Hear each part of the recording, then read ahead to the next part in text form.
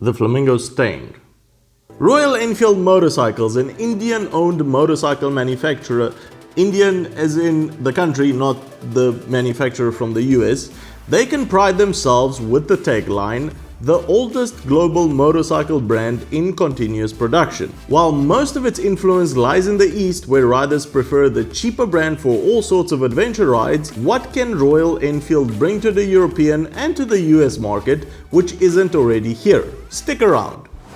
Get your motorbike news in a pleasant way. Hit that subscribe button and turn on your notifications so you don't miss the next episode. Welcome back to Long Way Home, everyone. Lovely to see your faces on this lovely Thursday it is today. Royal Enfield envisions to become the largest mid-size motorcycle manufacturer in the world. Their new 650 Interceptor and their Continental GT are a great move in this direction and have become rider favorites pretty quick, partly due to their lower price. Around 6,000 euros will get one of these bikes into your garage, and that's amazing. Now, Royal Enfield isn't stopping here. Last year at EICMA, they showcased a huge 838cc concept bobber named the Concept KX.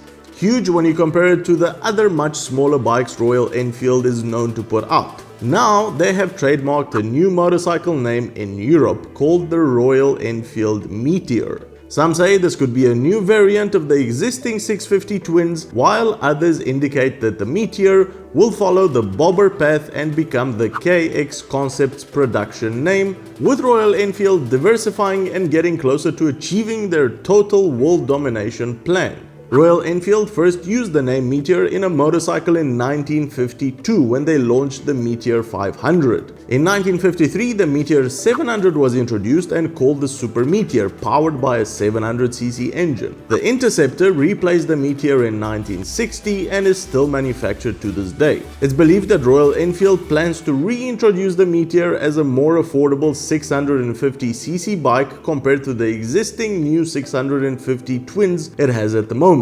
You know, the ones I said you could get in your garage for around 6,000 euros? How much cheaper can you go for a new 650cc bike?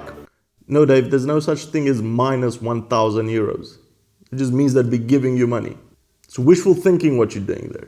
Design-wise, the Meteor could be very close to the Royal Enfield Bullet, with the logo and the pinstripe detailing on the fuel tank. The seat could become a little wider and more touring friendly compared to the Bullet, and to keep the price down, the dash will be as minimal as possible, probably a single pod design with a speedometer and odometer.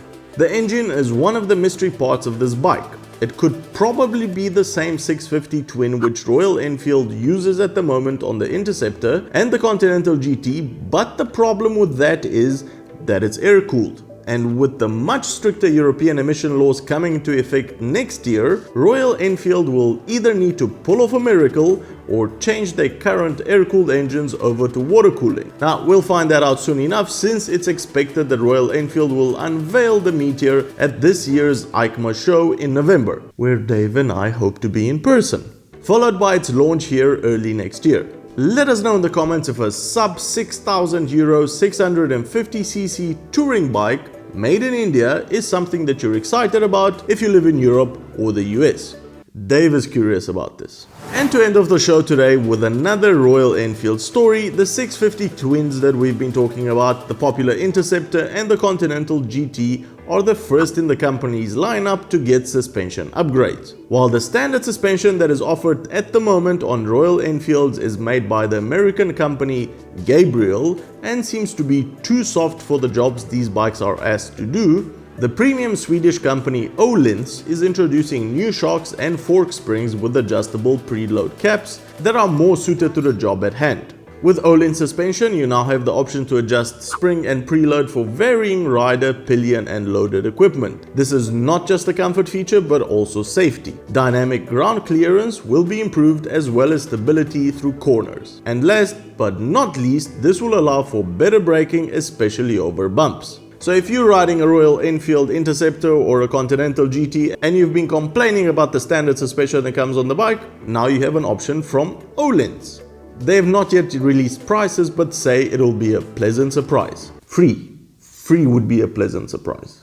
Well, that's the show, everybody. Give it a big thumbs up if you've enjoyed it, give it a smaller thumbs up if you've only liked it, and consider subscribing or becoming one of our Patreons to help us make more of these videos. Cheers, and I'll see you on the next one.